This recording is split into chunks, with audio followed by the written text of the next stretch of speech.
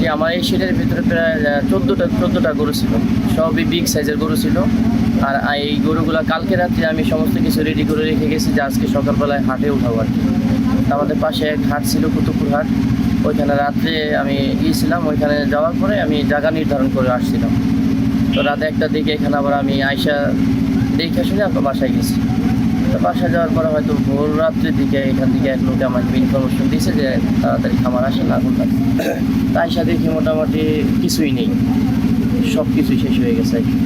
আর এর ক্ষতিপূরণের কথা বলবো আর কি, ক্ষতিপূরণ আপনারা নিজেরাই দেখতেছেন কি পরিমাণ ক্ষয়ক্ষতি হয়েছে।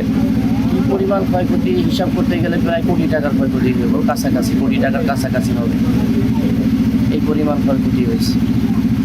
আপনারা জেনেছেন যে আজকে ভোর 4টার দিকে একটি মর্মান্তিক অগ্নিকাণ্ডে আমাদের এখানে উমেশপুর ইউনিয়নের একটি গরুর খামার এবং পার্শ্ববর্তী একটি মুরগির খামার রয়েছে, ফার্ম রয়েছে। এখানে অগ্নিকাণ্ডের ফলে ভয়াবহ অগ্নিকাণ্ড হয়। অগ্নিকাণ্ডের কারণটা এখনও পুরোপুরিভাবে আমরা জানতে পারিনি। প্রাথমিকভাবে আমরা ধারণা করছি বৈদ্যুতিক শর্ট সার্কিটের মাধ্যমে হয়তো অগ্নিকাণ্ডের সূত্রপাতটি হয়েছে।